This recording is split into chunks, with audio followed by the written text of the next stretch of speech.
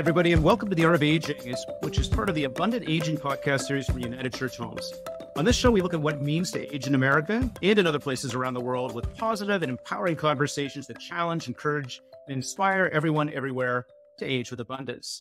I'm pleased to bring to you another in what we call our Aging Innovators series, and we are talking with Kyle Rand with Rendever, CEO and founder of Rendever, about his work in virtual reality technology and working with older adults.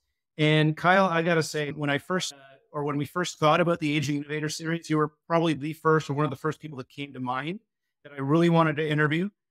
Obviously, we've known each other for several years. I've admired the growth of Rendever, and I just think you've been doing amazing things. So now that I've fallen all over you, welcome Kyle to the podcast. Thank you, Mike, for having me. Podcasts are always so fun to do, but they're always more fun when you're doing them with friends. So I'm really looking forward to this conversation. I really appreciate that. So look, Kyle, you've got an amazing history, but this is the part where I want you to introduce yourself. I want you to tell us about Rendever. Tell us about yourself. What would you like to share to kind of kick this off? Yeah, there's so much. So hello, everyone. Really excited to be here today. Again, my name is Kyle Rand. I'm the co-founder and the CEO of Rendever. Rendever, at its core, we are a company that was founded back in 2016 on a mission to overcome social isolation amongst the aging population. And the primary way we do that is through VR, through virtual reality. And that might sound kind of funny, but it's probably easiest to understand that our entire guiding principle as we've been building out this company and this approach has been that the foundation, our belief, the foundation of all human connections is positive shared experiences. And so we see as a huge opportunity as we innovate and change the landscape of aging, it's to make sure that as you get older and older, even if your world starts to shrink, you still should have the opportunity to experience the world. And most importantly, to experience the world with people that you care about, people that you love, or people that you might have the opportunity to build a new relationship with. And so that's what we do at Rendever. We've been doing it for a long time and we love it. And that's really inspiring, Kyle, because, some of our other guests have reflected on just the cycle of aging and the idea that, as you get older, your body may tend to disappoint you more, but that may be a period of your life where you're most creative or you want to experience new things or share or whatever. And it's nice to know that solutions like this are emerging and becoming real, because I think it's very hopeful for us as we look forward in our own lives to know that even if our world is getting smaller because perhaps our function is being limited, there are opportunities to open it back up and actually experience really new and compelling things. So that is 100%. awesome. But Yeah. you're a guy that could be doing a lot of things. I mean, you could be creating a new sports drink, or you could be creating a new, running shoe, or you could be doing a lot of stuff. Why aging? What really inspired you to kind of get into this world? First of all, I have to say, I think you're over-indexing on my potential athleticism. I am not that athletic.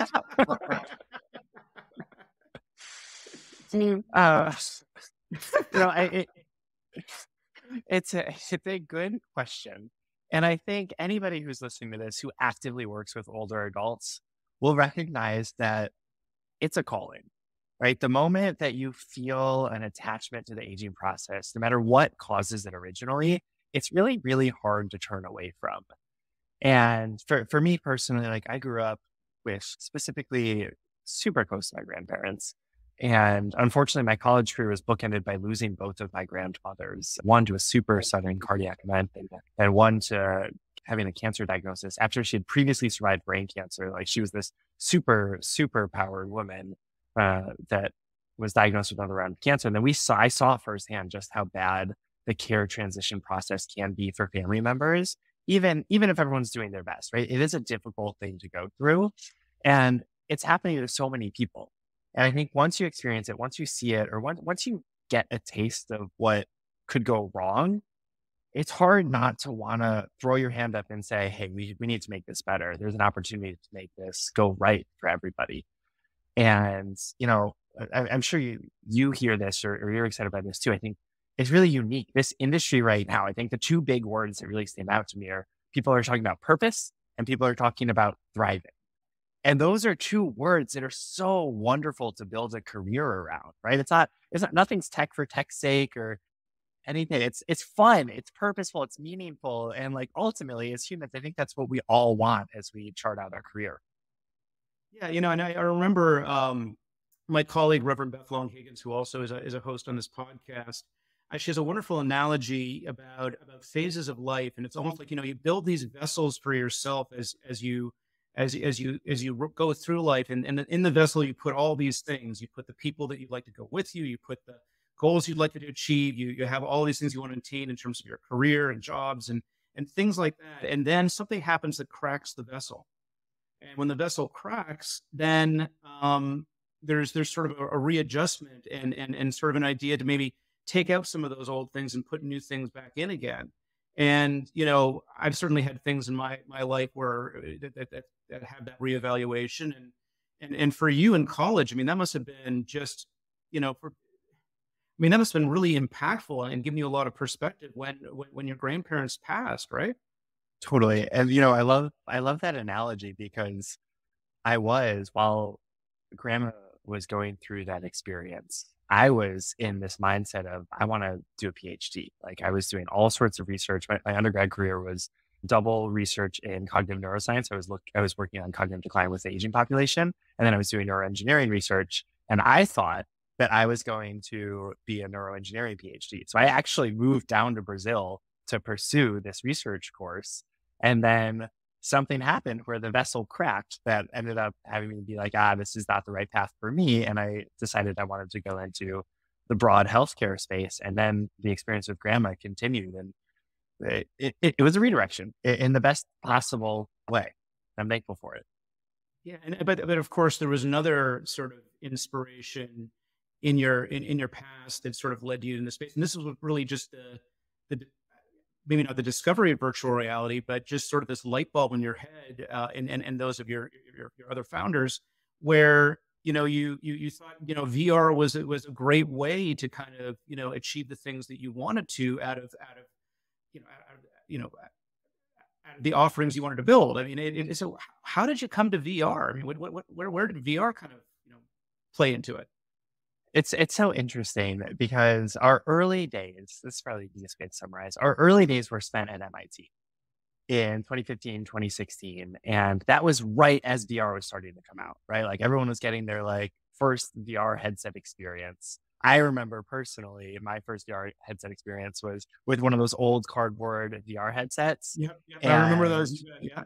I was put into a roller coaster experience and I thought it was the worst thing ever. I like threw the headset far, far away. I was like, I do not like this.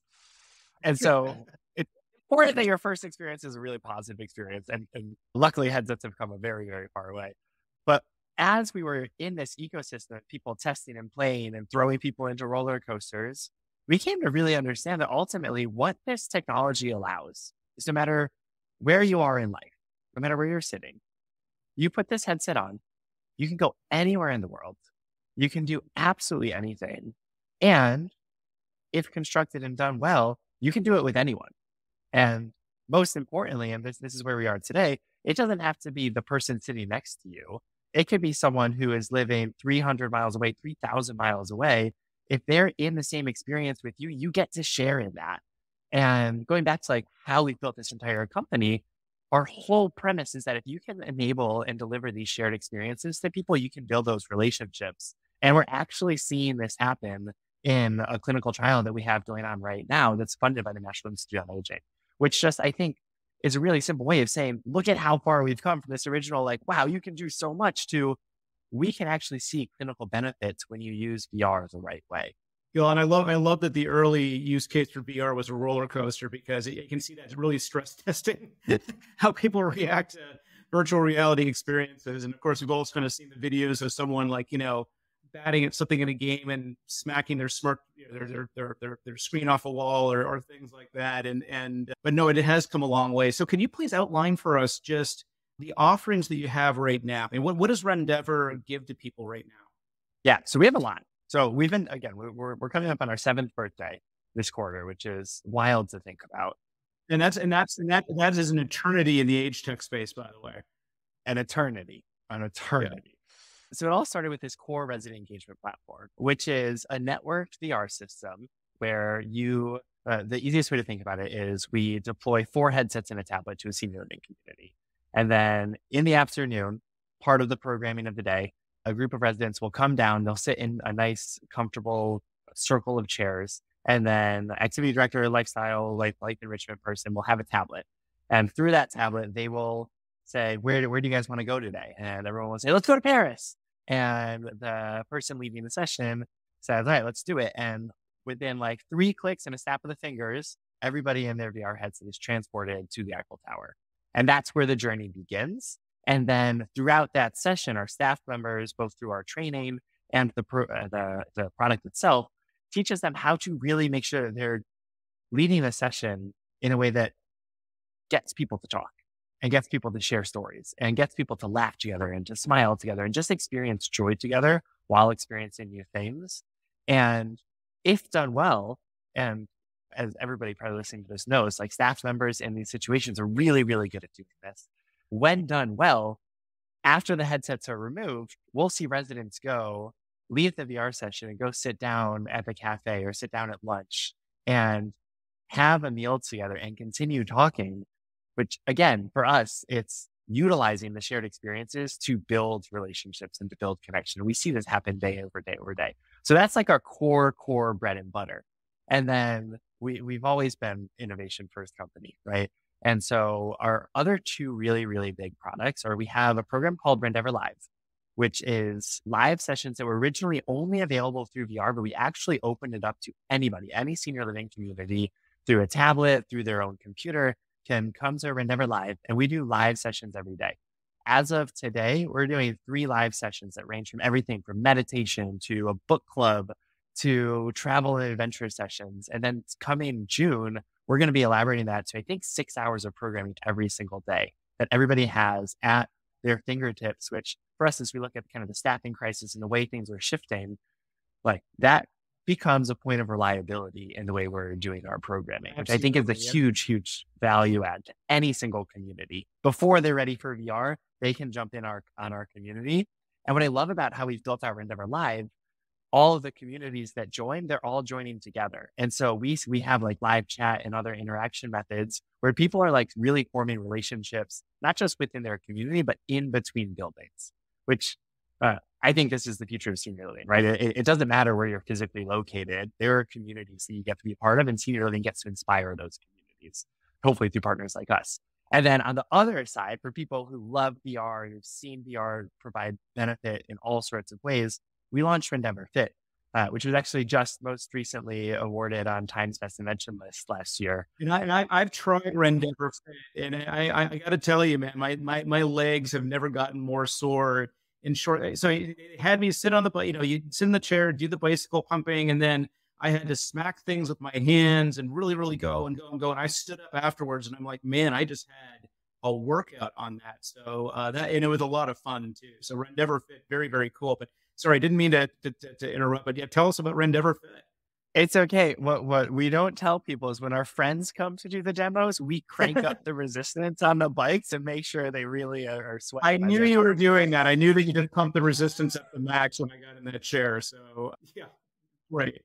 Yeah, but Rendever, tell us. Yeah, there's a lot that Rendever is capable of. I think like the simplest way to understand it is there is a lot of research that shows that functional strength or functional fitness is a really core part of longevity and fall reduction, fall prevention. But there's also this body of research that says if you can do functional fitness and cognitive fitness and you can put those things together, you'll actually net increase the value add from that session on both sides. And so we took that and then we added the third layer, which just is the most important one, which is the social backbone of everything that we do, where every time you're doing a Rendever Fit session, you're getting an exercise, like a biking session. You're doing it while having a cognitive kind of task that just emphasizes and enhances the benefit for you. And then you're doing it socially. So in that biking session, I don't know if you were going against somebody, Mike. I was going against somebody, yeah. Yeah. So you were biking and you could see someone next to you biking and like someone passes, you're like, oh, I got to bike harder. And then somebody passes and then we scores together. And it just makes it so fun. And, you know, Rendever Fit was really a labor of love. And I will never forget when we started doing tests in communities. I have never heard staff and residents laugh so hard together, which is funny because it's fitness. Like who laughs at fitness? But the joy and like the movement and like the surprises that come up in the session, it just gets people going. And I'm really excited about where we're going with it. We just got a few clinical trials or preclinical trials funded, and there's a big future there. Is that the NIA thing that you were talking about?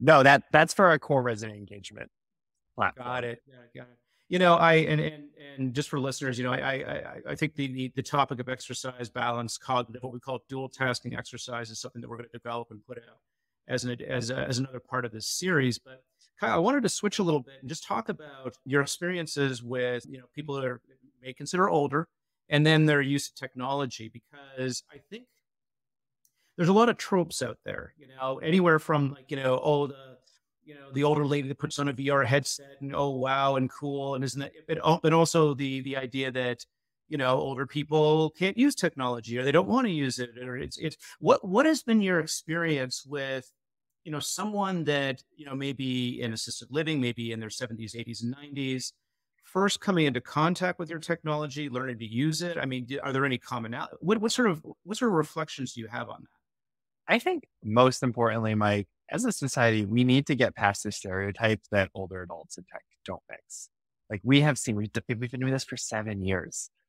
We have seen time and time and time again, older adults fall in love with VR, which I think probably a lot of people listening, you know, maybe haven't spent that much time in a VR headset. Probably they think, oh, it's for kids. We hear this all the time, right? Oh yeah, my kid has a VR headset. He uses it all the time. But older adults, if you create a product, ignore the word technology. If you create a product that delivers real value, and what I think is most important is not full of friction, right? That doesn't create these frustrating moments of trying to understand like what button does what. If you can remove that and then have a product that really just delivers value, they will adopt it. They will fall in love with it. And we actually see a lot of the times that older adults are much faster to adopt and much faster to try something, which goes directly against the stereotype that older adults and tech don't mix. It's just wrong. And I suppose that, you know, when I'm thinking about the way that you create your offerings, the different videos and things like that, I guess that the way that, you know, you have worked with older adults, I mean, have they inspired new types of videos and offerings? I mean, to what degree do you tend to co-create with the people that you serve? Yeah, that's a really great question. I think co-creation is like very, very important to us ever since the beginning. If I can kind of tell you where we were versus where we are today. In the very beginning, we thought that the only thing that was appropriate as we were launching was going to be soothing experiences. Like we were looking at like animal therapy and puppies and nature and soothing experiences. And don't get me wrong, all of those are amazing. We have one animal therapy experience that I think is still like our most popular. But where we are today, we started hearing from communities that had residents who wanted to go ride a hot air balloon or wanted to go on a roller coaster. This request came just like a month ago again, or somebody who wanted to dirt bike again. And the requests ultimately like came from a desire to continue living life, right? Remove all physical limitations. We want to continue living life, whether that's doing things that we used to love to do or doing new things that we never got the opportunity to, or going back to places from the past or experiencing new cultures. It is a desire to just keep living, which goes back to purpose and thriving. And when you get those requests, like it's very in line with who we are and why we do what we do to say, yeah, we got to make that happen for someone. And so much to the chagrin of our experience team, we have built up this expectation and understanding that if you have something you want to do, let us know and we will figure out how to make sure you can do it in VR. Which sounds like the most fun job in the entire world, to actually go out and live these experiences and actually VR create them and bring them back in, and then sort of see the surprise and the delight. And also you built up quite a library and are continuing to build up this big library of VR experiences, right? Totally. We have it's huge. You can do anything on Rendever. And go ahead. Oh, no. A point of edit if anybody wants to cut this out. But I also wanted to mention, you know, one of the things that I enjoyed was the integration with Google Earth, because I put on the headset and, you know, I'm from Toronto and I was able to go back and see the house I grew up in Toronto on Google Earth and look around and kind of, I mean, I wasn't moving in it, but it was, but that's, I mean, that for people for reminiscence, I think that's kind of, that's a great feature too, right? Yeah, I mean, there's so much research that shows that reminiscence therapy is one of the best things you can provide to people on the memory care spectrum. And like the research shows if you can do real good reminiscence therapy, you can decrease depression, you can decrease anxiety, and through those things, you can very likely decrease active symptoms and active behaviors. And that is so impactful for not just the residents, but for the staff members working within the communities, for their families who want to visit and may have had a bad experience. But it just is such an opportunity. And one of the things that we're doing in this clinical trial is we're studying the use of reminiscence therapy compared to other like travel and adventure sessions for the full spectrum of cognitive planning. We're actually looking at mild to moderate cognitive impairment, including moderate dementia. And what we're seeing, the way we've done it, like, I don't know if you've tried this yet with our platform, but we actually get family members involved. And family members Cool. go in and create a reminiscence journey where they're saying this, let's go back to their childhood home. Let's go back to where they got married. Let's go to their college campus and the first home that they grew up, their favorite vacation destination. And families create these journeys and then they do the experience with their loved ones. And through that, this is an incredibly important part of reminiscence therapy. They're actively engaging in the therapy, right? They're back at that childhood home and they're talking to their parent about memories from childhood and then reacting to those memories from childhood. And it infuses joy and delight. And again, human connection in each of those experiences. And that leads to another subject I wanted to talk to you about is this idea of intergenerational interactions, intergenerational, experiences. And I know that well, I've heard that one of the markers of longevity is one's ability to connect with and make friends with continuously people older and younger than themselves. And but I'm just just the thing you were talking about family members, is one thing, generations being in the family. Have you fostered, or are you looking to, or I mean, what's your experience been just in general with sort of developing intergenerational experiences for people or bringing generations together? Yeah. I mean, I am a product of the benefit of what happens if you do real good intergenerational programming, right? Like I actually started, my grandparents aside, I started volunteering in the senior living community when I was in middle school, high school. And a lot of my foundational understanding of like what the opportunity is to really inspire life with these older adults came from the days that I was scooping ice cream for older adults when I was a teen. And I think every single senior living community probably is trying to figure out how do you actually build a really robust volunteer program. And I think that technology offerings are one of the ways you can really bring a lot of younger kids in to the community and say, hey, you get to try this cool thing. You get to try it with older adults. And if you do it the right way, you can also learn something through the process, right? And that's why I think the reminiscence journey options are really, they provide a lot of potential. And then the other side of that is we all know how important family members are, right? They're there through the decision-making process. They experienced a lot ahead of a move-in. And while senior living, I think, does a phenomenal job of, taking a lot of the active burden off of the family member's plate, we have to remember that there's still like pent-up burden and pent-up guilt. And that process, it's not, it's a decision, it's a single move-in, but it's a continuous kind of emotional journey, I think, for families.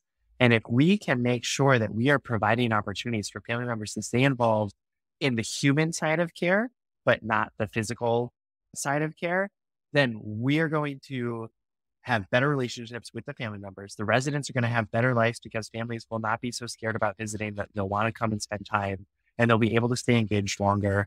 And to your point, if we do this correctly, we can actually increase longevity with our residents, which is a value add to every single stakeholder in senior It living. makes caregiving fun. It makes the caregiving fun. I mean, even if you were a middle schooler coming into, a facility and volunteering and not knowing what to expect, and then having the opportunity maybe to share a VR experience with somebody that's much older than yourself, and then in the experience maybe to hear stories or just that joining in together. I think it's a reminder for us that there is this continuance of us as we age. There's always finding joy and this richness and understanding. And just, you put a 90-year-old and a 9-year-old together and they share a VR experience. So I think you bring older and younger people together in this shared experience. Again, it's that continuance. It's that you're always going to have those touchstones of joy, which is very, very inspiring. And you know what, it goes back to kind of what we need to do is we need to help society reshift their understanding of what aging looks like and what older adults are and who they are, and remember that they're humans. And I think one of the things that is always in the back of my mind is that for a lot of young people, whether or not they're 9 years old or 19 years old or 29 or even 39, it's not always clear how to engage and interact with an older adult. But if you can provide a moment of connection through a moment of joy and through a shared experience, like a VR experience, that it creates something natural and tangible. And it can be small, but those small moments are what allow a full conversation to start to bloom. And we really get into the subject of ageism here, Kyle, because one of the most very important things that the Ruth Ross Parker Center does at United Church Homes, and is really to call out and combat these outdated ageist beliefs. And really, I think that you have maybe a unique take on this, and I'll tell you why. I've long admired what you've been doing. We've been friends. I've followed your work, and I always say, "Oh my gosh," and you're younger than I am. And I'll call you and say, "Oh, look at this guy. He's done so much, and you can't believe he's only this old and he's done this." But that is an ageist point of view, right? And I guess, have you yourself, is that something that you've experienced as you've kind of developed in your career and as a leader and all that? Is people kind of maybe discounting you because you might be younger than your peers in the space? Totally. I think ageism definitely goes in both ways. And recently, probably in the past couple of years, I've become far more confident calling out industry peers who talk about youth as like a lack of experience being a lack of business acumen. And that's not true, right? Like we are in the business of helping people understand that age is just a number. Age is just a number, whether it's 20, whether it's 30, whether it's 40, whether it's 90, whether it's 110, age is just a number. And we should be treating each human as a human, very capable of their own individualistic skills, strengths, weaknesses, all of the above. Age is the part of it. Yeah, well, may a couple for me if I had experienced that. It came from a good place, but we need to, yeah. So, but point taken, and thank you for sharing that with our listeners. So we are going to move on to. I'm sorry. Did you want to say something, Kyle? I didn't mean. Yeah, point of edit. You can definitely cut this out, but there was a moment at a recent nationwide senior living event where I was standing in line with one of my colleagues who was just about my age for the bar. And this was like a happy hour at the exhibitor center. And we were standing in line just having a nice conversation. And we turned to engage with the group that walked up behind us. And immediately, another vendor looked at us and was like, "Are you boys even old enough to be drinking?" And I don't know what she was thinking, but I was just like, okay, so ageism is still alive and well. Cool. Good to know. Good to know. Yeah, well, that's the thing. Yeah. You want to be treated. Can you treat me seriously, please? That's. I don't know if it's just a throwaway line or what have you, but yeah, I get. We're keeping that in, by the way. So yeah. I want to move on, and this has been a terrific conversation, Kyle. We could absolutely talk for hours, and I look forward to the next time we get together and have a chat. But we do like to end our podcasts with asking our guests 3 questions, and it really has to do about yourself and your own perceptions of yourself as you've aged and that sort of thing. Is it okay if I ask those of you? Yeah, of course. Okay. So here's the first question. Kyle, when you think about how actually, hold on. Before we do this, tell us where we can find you. Where can we learn more about Rendever? So come on over to rendever.com. You'll see a lot. Follow us on LinkedIn. We're always posting new videos of some of our partners in action. And then if you really want to see what Rendever can do, we have a whole Vimeo showcase called Moments from the Field that shows all of the magical things that we've seen, ranging from a woman with glaucoma was legally blind, seeing for the first time in years. One of my favorite videos of a woman with expressive aphasia going and experiencing puppies, a room full of puppies, and talking again for the first time in months, to all the way to the piece that we just did with the BBC that features some of our great partners over at NBK Senior Living and my own grandfather, Charles Jung. So that is definitely worth the watch. It just went live this past week. Okay, so that's Moments from the Field. Is that YouTube? Is that Vimeo? Is it You can find it on Rendever.com, actually. There's a link in our nav bar. on Rendever.com? You bet. Okay. All right. Well, here we go into our questions here. Okay. So question number one, if I can get my paper straight here.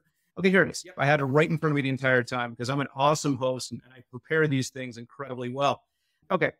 When you think about how you've aged, what do you think has changed about you or really grown with you that you really like about yourself?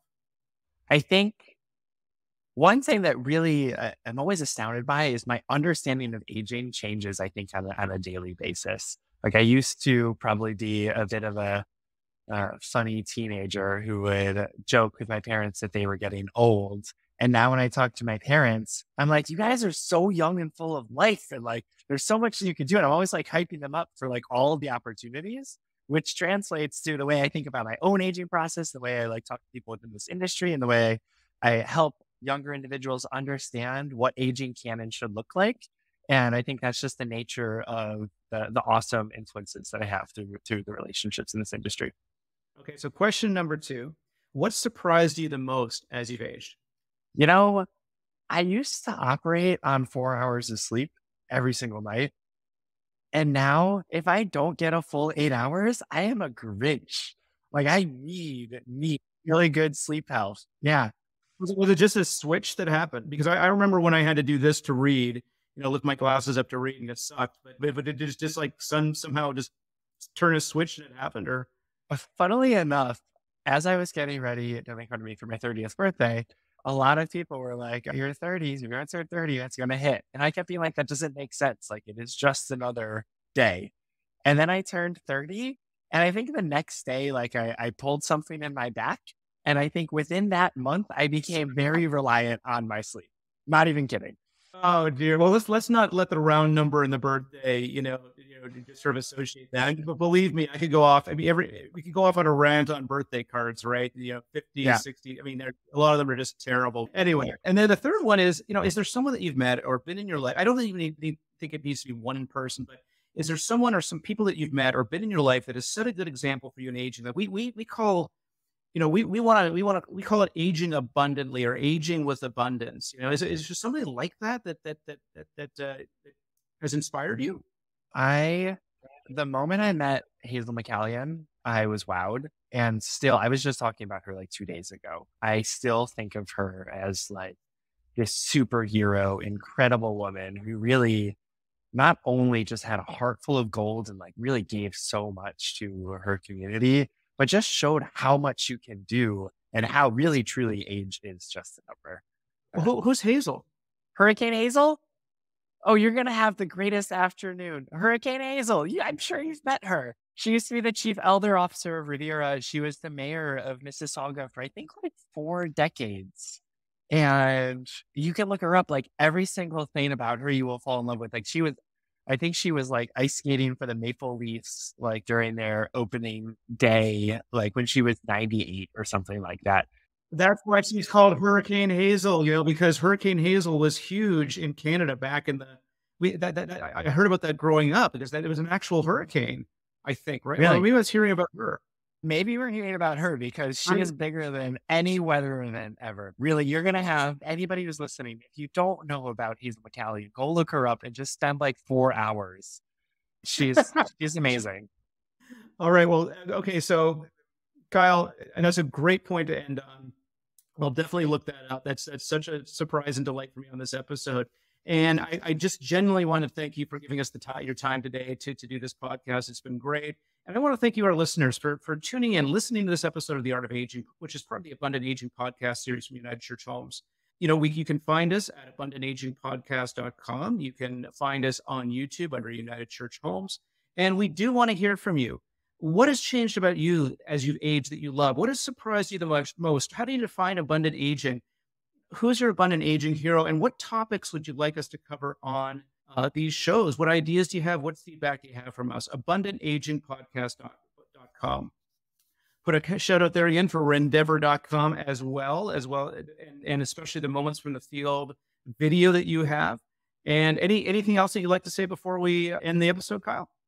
No, this was wonderful. Mike, you're wonderful. Everything you guys are doing to help shift and help bring all these conversations to light and understand what aging can look like. That's what we need to do. So thank you for having me. I really enjoyed every conversation with you. Thank you so much. Okay, until next time.